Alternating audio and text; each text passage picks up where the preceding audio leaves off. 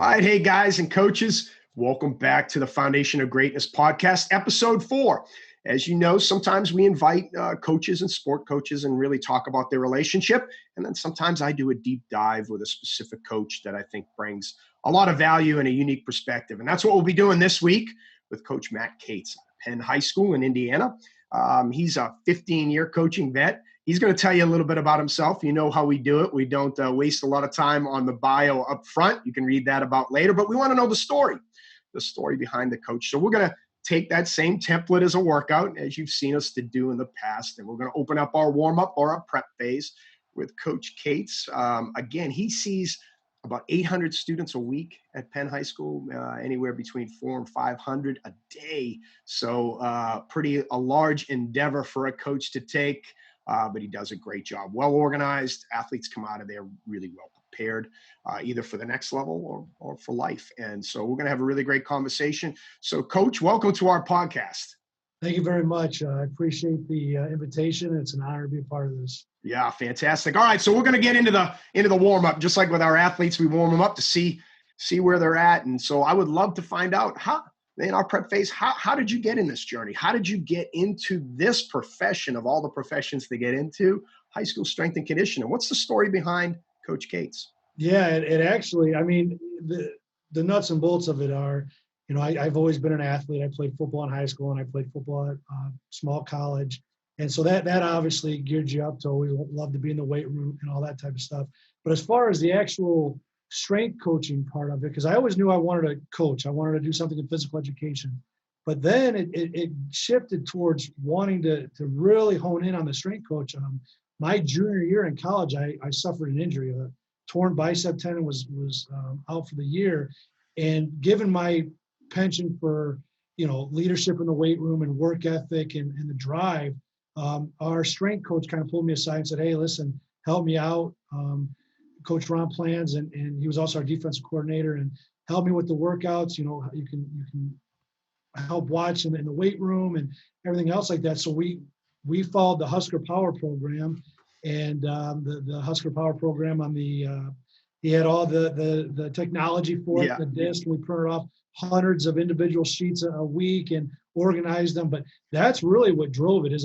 And I knew I wanted to coach. I knew I loved the weight room, personally loved to lift myself and wanted to be in the physical education part. But as far as wanting to hone my skills in and my passion to the strength and conditioning part is that process. So, although I was hurt and I wasn't able to play, I was still coming to practice and doing the best I possibly can. But when Coach Plans pulled me aside and said, hey, help me with this, let's take your knowledge of a college athlete, but what you already bring to the weight room and help me out with this. And it took off from there. And so it really comes from that. And so I took a negative, turned it into a positive, and it's been one of the greatest things that's helped me to be where I'm at today. Yeah, that's awesome. I think that's the best lesson in sports give us, right? It's not the touchdowns or the awards or the letters or the scholarships we receive. It's actually the difficult losses, right? It's some of the negatives, and sports allow us to experience that because, man, our students, if they get a C in math class, they're questioned left and right. But sports and the weight room in particular allow our students in today's culture to embrace failure as not an end-all be-all, right? Or a label that gets attached to them, and be able to find ways. I just don't know how that is done in any other part of society. It's one of my favorite parts of our profession. I also love the story of the Husker Power. I remember that too. You had the desktop with the disc, not a floppy, so you're not as old as me, but the disc that you had to put in to get all the information up. It's like in the day and age of, Team Builder and all the really awesome pieces that we have floating around. That was kind of one of the original digital kind of forms. And I remember that well, our early stages. So that's awesome. Great reference there. And it's funny too, because I actually used that for my first 2 coaching jobs, and it got to the point where I'm printing off sheets upon sheets upon sheets. Yeah. And that became problematic. And so, but yeah, that program, even to this day, I mean, there are still so many, and that's going to kind of come up later, but that was a great learning tool, and it was really good. Good. Hey, foundations are foundations, right? No matter how old it is. I have an old farmhouse in Georgia, the foundation's strong. When the foundation's strong, you don't need to change things, right? You don't have to have a modern foundation. A foundation's a foundation, right? So you need to make sure it's built strong. So I think sometimes we chase fancy, just because we do, and it really might not be what we need to do. So yeah, I hope we dive in. That'll be great. Well, as we kind of come out of this prep phase, we kind of, just like we would in a weight room, we'll do some speed or agility, and our speed session is just going to hit you with 10 questions. I keep them the same every week, just so we can see from coach to coach, maybe some similarities and some differences in responses. The first one I always ask is from a mentor standpoint, from a coaching point. It doesn't have to be strength and conditioning. It even could be a sport coach, but is there ever a mentor or someone that kind of you leaned on early, or you might still lean on now, from coaching mentor or mentors? That's a great, and in fact, I just got asked this question a couple of weeks ago for the NHSSCA newsletter, but it was kind of nice to actually take that time to reflect on it, because that's a great question, because you always, even though wherever you're at, I always look books and everything else like that. It's always good to go back and get remotivated. Look back where you started. Look back who led you, why you're to this point. And so the answer to that question, I guess, the first start off with would be the easy one. Would be Coach Ron Plan's given me that opportunity in college at Manchester when I was hurt to say, hey, listen, we see your passion, we see the weight room. Listen, learn. This is what the aspect. So that kind of got me started in the whole coaching aspect of it. But on a personal mentor, a coaching mentor, a athlete mentor, the one that's still to this day, it has to start with my high school football coach, and that's Craig Bazia. He was my high school football coach at Portage. He was also my middle school PE teacher when I was in middle school, and I can still remember one day helping him out and stapling packets that we went to the state championship when I was in middle school, and getting his game planning packets ready to go. But he's helped me along the way. He, not only when I was in high school as far as just being a motivational, passionate coach, but he gave me my first job right out of college as a teacher and a strength coach for the football team at Portage, which was my alma mater. I was from there, obviously. But he would bring me back, and another one of our athletes by the name of Chris Caragori. While we were in college, we would come back every summer and work in the weight room with the football players and do extra lifting with them and do extra training. And Chris kind of would do some of the sprint stuff, and I would do the weight room stuff, and we kind of worked together, and it was outstanding. But he gave us an opportunity, believed in us. Again, it comes back to, I ask our athletes, how do you want to be remembered?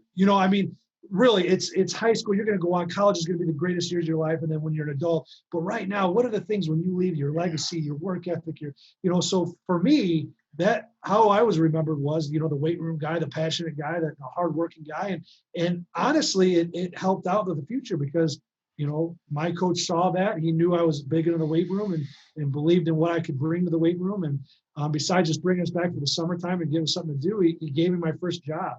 And when we were at Portage, he believed in me enough where he had another opportunity at Michigan City High School. And the first thing he did when he went there is he brought some coaches, and they created a brand new position for me. So I'm second year out of college, and now I'm a full-time strength and conditioning coach, teaching weightlifting classes all day and working with teams after school and before school. And so with him, it wasn't just believing in me to give me those positions. It was the motivation of what he taught me. Because again, he could have just said, hey, here, run a weight room. And I could have been in there that first year at Portage and just said, okay, guys, you bench, you squat, and let's call it a day. But the things that he taught me, the passion that you got to bring to the job every day. Because again, at the high school level, 25% of the kids may love to lift.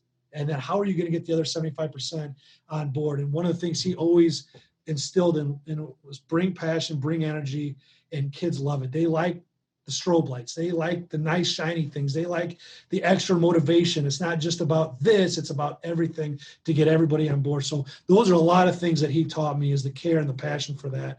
And I use that to this day. I use all that to this day.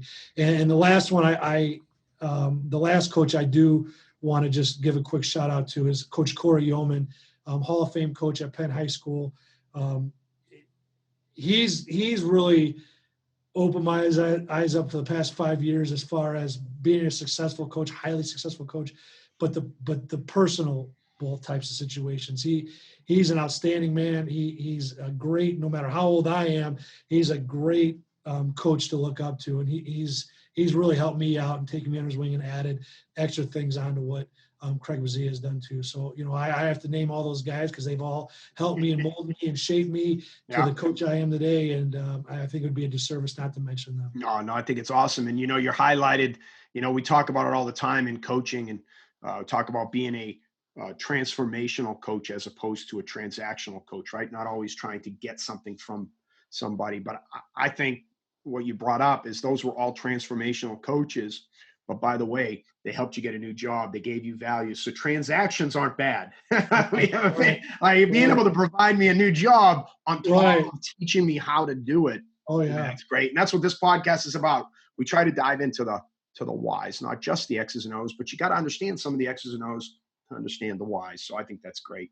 All right. What about your favorite lift or exercise, coach? It could be you personally doing it or are you coaching it? My favorite one of all time is a full clean from the floor into a squat. I mean, just because of the power and the explosiveness and the technical the aspect of the lift, to be able to do that properly. Now, anybody could just pull a bar from the floor, catch it, wide feet starfish, back. I mean, bicep, but that's not what we're talking about. I'm talking about the absolute technical proficiency to be able to do that lift is one of my favorite. It is my favorite lift, just to see that and to teach it, the progressions, and then what takes into being good at the clean. Because again, you got to know how to front squat. You got to be able to brace your core. You have to be explosive. You have to be, again, leave the floor off the, all that kind of stuff. But the other aspect on why I love it so much is you could have a student athlete bench press 300 pounds, and that's great, or get a big squat. But I've been in my 15th year, there's not one lift where I see more student athletes surround another student or go crazy, or even an individual athlete go nuts when they hit a big PR on a clean, or someone does a school record, or there's something, I don't know, there's something about that full body movement with how explosive and fast it is and aggressive. And that's that's kind of my coaching philosophy anyways, is aggressive and tenacity with whatever you do, whether it's a warm up or a clean, but the kids go crazy for it. And so there's multiple reasons why I love it, but I'd have to say the clean. Awesome. Well, besides exercise and besides the weight room, I know coaches usually love food. So it's always a good question. What's your favorite food?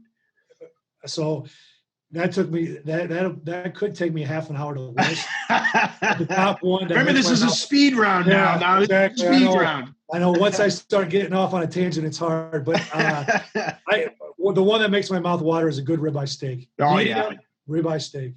Yeah, grilled, absolutely. Charcoal or gas?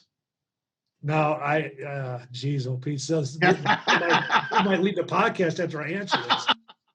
I always use gas. So no. I know. Yeah. Sacrilege. Yep. What about, I think this is an easy guess for me, but what's your favorite sport? Well, the easy one is to say football.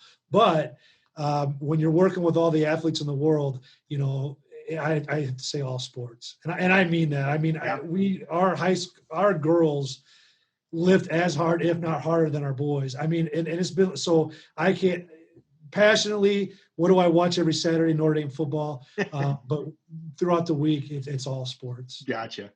All right. What about, and again, besides the weight room, besides food, I know coaches at our level, that's why this podcast exists. We search for information, right, and connections. So what's best book or podcast that you've run into during this crazy COVID times?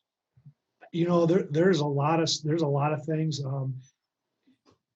A lot of resources, but the reason why I want to talk about this is I literally we just started school. So I'd say about 3 weeks ago, I just got back into this book. And the reason for it was I was watching on Twitter, someone posted, it was, I believe on a Simply Faster, or it might've been someone with the sports strength performance, or I forgot what it was. And they showed the old Nebraska power video of them working out. It's like an hour long or something like that. And they talked about how when Boyd Epley started Nebraska, how many correlations there are to this day of training and being explosive and being powerful.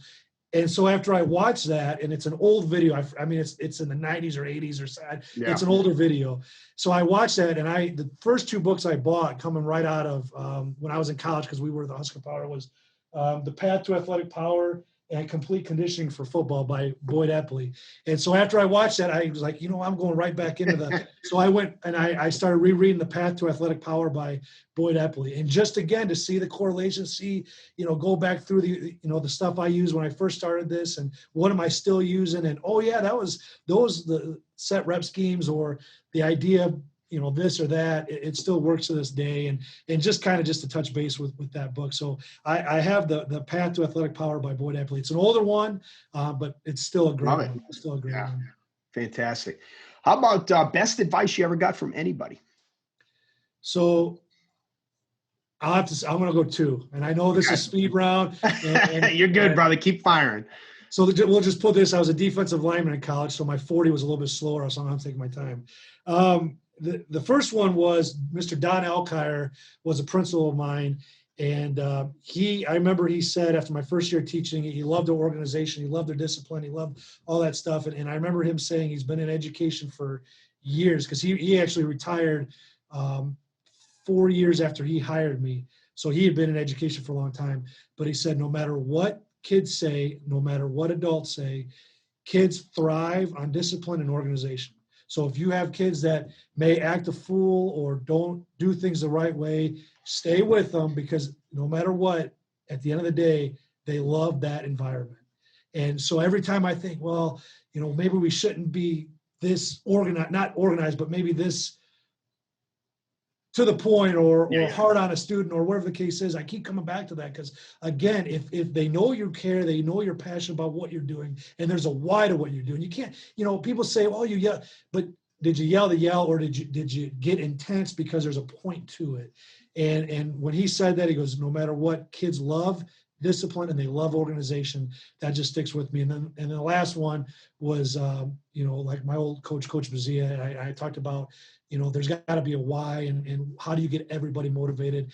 And like that one, everybody can lift, but not everybody loves to lift. So what are you going to do to get those guys there? And so I always keep that in the back of my mind of every time I think, okay, yeah, we're just going to lift and blah, blah, blah, but there's got to be the extra motivation, no matter what it is or how much of there it is. What are the other things I want to do to get everybody fired up for today? So Those 2 things are still to this day. Awesome. Well, with that in mind, do you guys at Penn, have you embraced a motto or a saying or something that kind of drives that kind of philosophy home? Do you have something that you guys cling to? We in our weight room, it literally says, there's a sign that says excellence is our tradition. I mean, there's a successful, and it's not just athletics, it's academics as well. I mean, it's a 4-star school and academics are very high and it's a large school. It's the 5th biggest in the state of Indiana, but we have a reputation of being successful in athletics. And but when we say excellence, the biggest thing we tell our new athletes and our kids is this is not an arrogant thing. You can't just walk in these doors, put a jersey on and think that this is going to happen to you. And the athletes before them, because our school colors are black and gold, they called it the long black line. And again, what are you going to do to be a part of that fraternity? So when we say excellence is our tradition, it's not just winning a game. It's how you act. It's what you do in the classroom. It's, your leadership skills, your work ethic, and all that type of stuff. And we really believe in it. In fact, when we break down before we leave the weight room, we say excellence on 3, 1, 2, 3, excellence. And then we say, who are we? And then the students say Penn. And again, it's not because of wins and losses. It's because how are you holding yourself to a maturity, to a higher state, to do everything the right way. Yeah, awesome. All right, we're going to get a little personal into the young coach, Cates. What was your first job ever, even as a young up-and-comer? Not a real professional job. Very first paid job you ever had. Oh, so we're talking like we're talking, yeah. Okay. Someone actually paid you to do something. So the first thing is I have to say this because this isn't the sound, but I got to be honest with you because I don't want to sound lazy. My dad's philosophy was grades, sports, weightlifting, I didn't have to work. So as long as those 3 things were in line, I could spend my time on academics, lifting, and sports. So when I was younger, my first my first chores were to lift every night in the home basement, and then I got $1 bill. That's a true story. I started off in middle school. You had a chore chart. It was my lifting schedule, and I got $1 every time I lifted. I would get $1. So you were headed for strength and conditioning, whether you liked it or not, man. Yeah, but my first paying job was in college. Going back home during the summertime, I had to wear a full hazmat suit. I worked in the transportation department, and I would get underneath the school buses for the Portage School District, and I would spray down all the grease and oil underneath every single school bus. Yeah, there we go. That's what I was looking for. I like it. I was just saving my energy for that. There you go. Nice. How about we mentioned academics at your school? How about when you were a student? What was your favorite subject and/or teacher besides a coach? There was a bunch. I mean, it's hard to say. That's a good question, because then you look at mentors and things like that. I could go back to my high school coach, who I talked about at the beginning, Craig Bazia. One of my favorite PE teachers was Coach Milner. He was a football coach.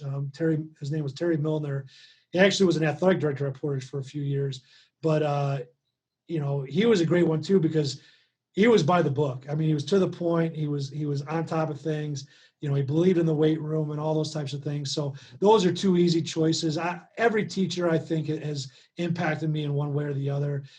In every class, I loved every class. It wasn't, there wasn't a whole lot of skipping classes. There wasn't a whole lot of not doing the work.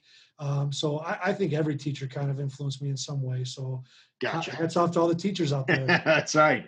All right. Last one. I always like to end with this one is, if you weren't a strength and conditioning coach, what would you do for a living? So that's another good one. So I knew I wanted to be a physical education teacher. I knew I wanted to teach, but being physical education, being a strength coach, I kind of lumped those two together.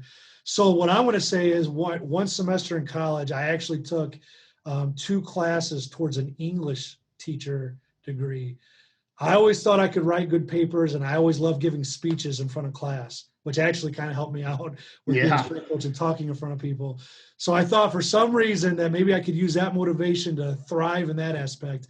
But then when I got into the reality of what it takes to be an English teacher, it's much more than that. So I thought I'd give it a try, but maybe that. Nice. All right. Well, we're going to kind of, not that we haven't dove into some meat, but we're going to get into some of those X and O's behind some of the Y's that we've talked about, the WHYs, and kind of get into the meat, just like a training session. So our first tier, so to speak, I'm a tier system guy, as you'll figure that out pretty quick. Our first tier of this podcast will be do no harm, something that I think obviously we all talk about. So what is it that's unique to your program that prepares and protects your athletes for what you're going to do to them and for what the sport does to them? Well, I mean, the first easiest thing to say is we got to get stronger. So when I look at that is how do we get stronger? Then I start working our way back there. I mean, we focus on core bracing with breathing. We don't worry about belts, and then you keep breaking it down from there. But our first 2 weeks before anybody's allowed to touch a weight, they have to go through our training portion of it. So it's all movement based, it's all PVC pipe based, and that's nothing out of the norm. That's all, but we are strict with it. And sometimes it goes even further. Last year it was a month long. It just depends on what I feel the students could get. People that have gone through it, do they repeat that? I'm sorry, what was that? People that have gone through it. So let's say I'm a sophomore and I've been in your class for 2 years. Do I keep every first 2 weeks? Do I go through that process? So in a normal, so it's almost funny because I have to think back to what it was like to have a normal lifting program with COVID and everything else. But the first 2 weeks are all barbell based. So even if you're an experienced lifter and you're a senior, we still will go through hands-free front squats. We still do all that type of stuff. So that's the first 2 weeks, no matter what. So the answer is yes. Everybody has to get back to normal. You can't just throw kids in there. You can't use maxes from last year if they weren't over the summer. Everything restarts. Everything restarts every single year. And you can say, well, how do you get ahead? Well, they're high school kids. I mean, there's a lot of stuff going on over the summer. So at the same time, you can't sit there and think that they're the same strength they were in May as when this new school year starts. But we always start with first 2 weeks of again, learning to control a barbell and learning the body part of it. Our warm-ups are all based on, we do squat complexes for the warm-ups, and they're all movement-based. We do prone shoulder prehab is what we call it, isometric for the shoulders. We use bands for those types of situations as well. So we do a lot of things where people call them prehab type movements that we incorporate throughout the workout too. It's not just 2 weeks like with our older kids. They're actually, we'll do band face pulls. We'll superset with different things like that depending on how much time we have. But our biggest thing is that first 1 month situation where we come in with the freshmen and we learn how to lift, we learn how to control our body, we learn how to squat, we learn how to hinge, we learn our power, we learn our strength stance, we learn how to land properly. We literally will hold in an athletic position and do snap downs, all those different, just stand on a box and land on a box or land on the floor, and then we get into PVC pipe. So we do all those things, and it lasts literally with me and the student athletes. Like I said, last year when we had everything going, I was with our freshmen and new athletes. So again, it's not just freshmen.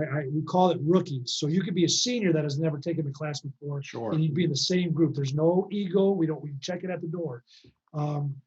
So we go through that process, and within that, we're learning all those different types of things. So I guess if you were to take one thing away from this is, it's never a bad thing to slow things down, reteach, relearn, no matter who it is, and don't be worried about, well, they got to get stronger, they got to get strong. If they don't know how to move properly, I mean, just a simple body squat or a lunge, and understand what plantar flexion is, dorsiflexion is, angles of shins, foot placement, bracing on the core and breathing, hinging, neutral spine, all those, proper posture. We literally will just sit on the floor as an ab exercise and sit up straight and breathe for an exercise when we're doing this, in the plank. So that's how we kind of start off with that. And then from there we build, and we really worry about core stability. We worry about the neutral spine. We worry about shoulders with strength. But again, I say the bands and I say the prone shoulder prehab, but again, nothing beats a strong shoulder by, again, lifting weight. Yeah. So those are different types of things that we do as far as starting off. Awesome. Kind of melds right into our second tier, which is move well. And we talk about that. So you just mentioned a ton of movements. And you just mentioned the importance of movements, whether it's landing or snap down or athletic position or a squat or a hinge or a push or a pull. How do you evaluate that? So when you're going through that process, whether it's that 2 weeks or whether it's, like you said, integrated within a workout, do you evaluate it? Is it recorded? Do you measure anything to evaluate where they're at, to know where to regress and progress? Is there an evaluation or assessment process for movement? So I guess the easiest thing to say is it's not this in depth. It's like a functional screening or something like that. Really what we do is we graduate. So if you are an upperclassman, well, I guess let's start ground up. So the rookies that are with me, we go through all body weight movements, and then we go to PVC pipes. And then from there, we literally, and this takes like an entire class, and we have block systems, so our classes are like 80 to 90 minutes long during a normal type of day. We will literally, like we did last year, they will line up, and we will have them with PVC pipes. And after the PVC pipes are good, we will then walk forward to it's not a barbell, but it's a black body bar that's maybe 15 pounds. Same thing. Front squat, prop, we call it, so what we say is, did you pick it up like a Penn athlete? So every time we say pick up a bar, pick it up like a Penn athlete, which again is hinging, neutral spine, breathing, all that, shins tight to the bar, set it down like a Penn athlete. So we always say, pick it up, set it down like a Penn athlete. Are you doing that good? You get to graduate up, graduate up, graduate up. If there's any flaw, and again, this might seem OCD and how do you watch, but this is how create. If there's any flaw in that, they cannot graduate to the next bar. And it's not a negative. It's not, well, you got an F. Absolutely not. Boom, we found your perfect weight, master this, and then we graduate from there. So I will go through every single lift that I think are our big, so again, the hinging, picking up a bar, hands-free front squat, an RDL, which again, the first pull, and then, a jump shrug and all the jump pull, and then into a clean, but we graduate up the rail. Once they get to a barbell and more, then they're allowed to graduate to the weight room. So there's still kids that after that 1 month as a rookie or three, however long, they may still be using PVC pipe or small bar, because again, if they can't do a movement, why would you load them up with a weight? And especially, again, we're dealing with you'll break the first tier that we talked about. You're going to do harm. Right. I don't make any sense loading strength on improper movement is just waiting for something bad to happen. Now, most kids are resilient, so sometimes we can get away with crazy things, but why? Yeah. Why rely on their resiliency? I love it. Hey, here's what I would tell you to that is number one. Now, and most people that know me know I did do an inordinate amount of screening. But listen, screen is nothing but a fancy term for assessment. What you were doing is assessing them. Right. That's as equal to, if not better than, a screen, to be completely honest with you, because there's a progressive nature in it. So I would say, by the way, you do screen them. It's just different. It's not following what someone else did, but I love it. And then number two is, I agree with you. I think finding the issue always allows someone to get better. If you can't find anything wrong with a kid, he's never going to get any better. Like, I want my kids to hey, coach, find out what I'm not doing great, so that I can take that next level. So I'm with you. I think when you get that, that's a big cultural piece. So I love it. All right. Well, we mentioned strong and a guy that loves a weight room. So what are your core tenets? What do you build your strength development around? So, we predominantly would do, progressive overload. Our biggest key to what we do is kind of a version of APRE, but we call it plus reps. Our biggest thing in the weight room is competition. Getting stronger and all that type of stuff. But we love to compete. You got to compete against other individuals, but you got to compete with yourself. And so our plus reps are, if we're in that aspect of it, it's our third set. If we're doing higher volume, it's our second set. If we're into after our warm up, obviously. But what it is they just have different criteria. On your last set, if you're 2 pounds heavier, you get to bump up for 5 pounds. If you're 2 reps more than what we just prescribed, you get to bump it up for next week. If you're 4 reps than prescribed, you get to bump it up for the following week. And there's days where we'll add cluster reps to that. But that's our biggest thing. So kids know when they see a plus sign that they get to compete. That's how they're going to bump it up. It's not going to be an assigned percentage, because again, this is where this customization came from, because we have so many athletes. So one class, like right now, my Gold 3 class load, maybe I think it's like 140 to 150 students. And we have another one that's down. So within that, like 80, that might be our smallest class, like 80. Within that group, you've got male, female, you've got in-season, off-season, you've got senior to freshman, game day, non-game day, goals. So when we allow the individualization of those plus reps, they can decide. So on game days, we keep the intensity the same, but our volume is 1 rep. So if I prescribe percentages every single week, they may have games every day we had class. So they haven't been hitting the volume. They may have been hitting the weight with 1 rep, but not enough volume to maybe get strong enough each week, or whatever they're eating, or they had a bad day, whatever. So all of a sudden we go from 78% to now next week, I want you guys to hit 80 or 82%. And maybe they haven't been following that linear, or again, the strength schedule to hit that. So by doing the plus reps and allowing them, if you have a game day, the single reps, allowing them to or not go up and just stay at the normal prescribed reps, or to do the plus reps. It gives each person a different criteria to say, I'm in season, I'm off season, I got a game, I don't, to keep moving up each week. And they know, what I'm allowed to do, what I cannot do. But again, it's how do you feel? So I'm not going to tell you to do this percentage because again, you're in high school, maybe you didn't eat breakfast that day. Maybe this sounds funny, but maybe Joe or Julie Smith broke up with you in high school. That's the worst thing that could happen in the world. If they're not ready to go, it's hard for me to tell them or prescribe percentages that's a one fit for everybody. So by doing these plus reps, it allows them to do that. And then the greatest thing about it is when you are hitting those plus reps and they know it's a competition, is now a kid can come over to us, and I have 7 co-coaches. It's not just myself. So when I'm out here with the rookies, we have 2 to 3 co-coaches in the weight room at any given time with the veterans. So it's not that they're not, so we have all these coaches that are watching. So we're walking around, cheering, talking, watching, supervising, make sure it's right. So at the end of the day, we could say, hey, how'd you do? And they'll give us a fist bump or a COVID, maybe it's an elbow, and say, I won. How'd you win? Because I got my 2, I got my 4, or I got my, or how'd you do today? I got a game today. I got my numbers were good, but I'm ready to go tonight. So it's a mentality of competition, of competing with yourself and who you have maybe that night. So those plus reps really allow us to individualize a lot of different things. And then, long story short, we do have different aspects of the conjugate method with, with speed, strength, and different things like that. So we'll do a plus rep day of bench or close grip bench, but it's usually bench, our main lift. So, and then our next day for a bench would be like a speed strength day, where it's lighter volume, lighter reps. We're really working on the speed of the bar and the velocity. Gotcha. Well, let's transition into that speed concept, and you could take it into speed training or agility training, or we could talk the conjugate method right here, your floor. So how do you incorporate fast? You said you like to be explosive. So how do we incorporate speed into your program? We start off fast. So after our warm-up's done, after our we do speed seal jacks, which is a whole thing for getting the heart rate up and the coordination. And so after all that's done, the next things we do before we get in the weight room is we get the central nervous system woken up. You got to wake up. And that's a lot.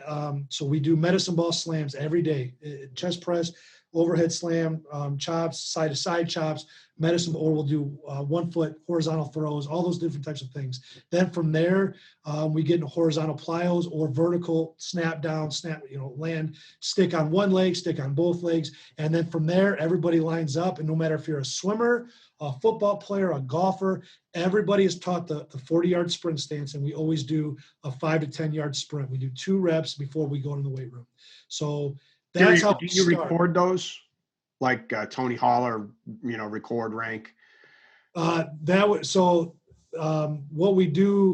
we started doing last year was 1 day a week because how our weight room is designed with the amount of kids we have to do a 3-station system. Like I tell our kids, we make the best of what we have, right? Sure. So our 3rd station is electronic time 10-yard sprints with the huge video board. We record them. We put them up there, we rank them. So every day the kids know. So that's like a station that we actually do. But for our warm up, we're just boom, wake up, stance to start, hips, arm, deep breath in, boom, blow the whistle. We do 2 reps and then we head to the weight room. And then in the weight room, obviously we do Olympic lifts. And then we focus on speed of the bar. There's been times I have behind me 2 cases of stopwatches where we'll do a light weight, depending on what your max is. So like if you bench press over a certain amount of weight, you have to put this weight on the bar, and spotter, partner, and they time their reps. And I know that sounds very unsophisticated. It's the affordable velocity-based training method. That's all it is, brother. Absolutely. I know. So we'll do a stopwatch with that. We'll do a stopwatch with sit on the box and a box squat, boom, pop up. Now, how accurate is it? Don't know, but they're telling you a time. So what are you focused on? You're focused on it's definitely better because I think what gets measured matters. So I think anytime you can give objective measures rather than subjective measures of, wow, that looked good, is always better. So I like hearing that. I love hearing how you start your sessions like that. I think, we talk about hinge, squat, pushes and pulls, carries, crawls, all those components. But if they're not running, jumping, throwing, or exploding every single day, they're at a loss. COVID is really doing a little mini study. 59 coaches that I don't know. Literally, they don't know me. So there's no bias there. I didn't want observer bias. Right. But their kids, and a majority didn't do anything. I mean, they may have done something, but it wasn't really a lot.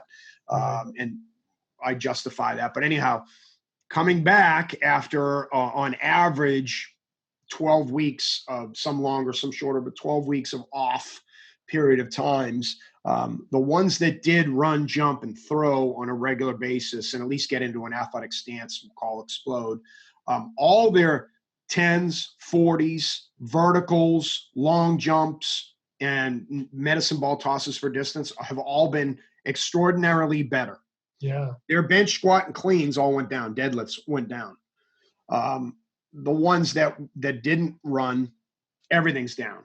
So sometimes we look at, we got to get stronger. But sometimes, dude, if you just aren't running, jumping, and throwing, you can get as strong as you want. Running, jumping, and throwing carries with it a significance that I think coming out of COVID, it might be the best thing we've ever seen, because we might go, you know what?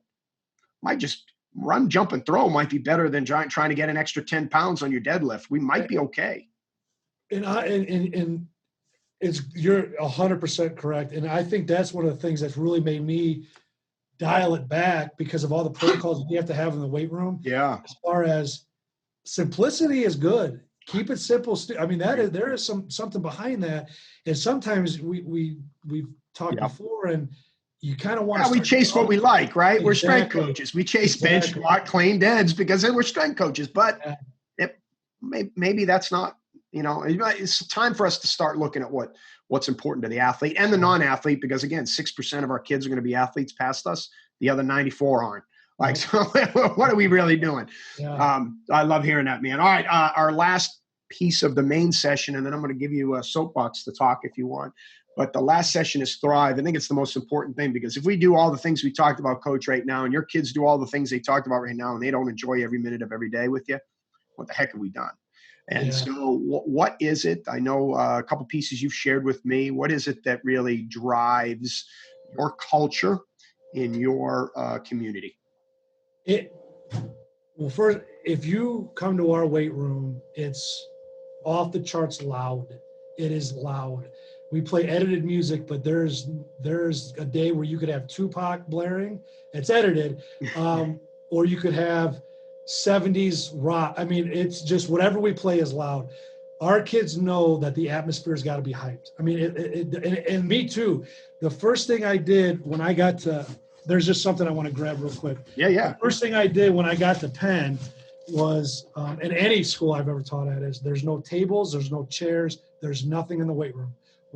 Everything is a piece of equipment. We're not, if you can't use that equipment for 3 different purposes, it's out. So on our feet, we're live and we're hyped. Now, after that, I could go on for probably an hour about the different types of things that we do, but to create that environment, the different stuff that we offered is, and I shared this with you, our 1-2 principle, which I actually got from Boyd Epley when he first got to Nebraska.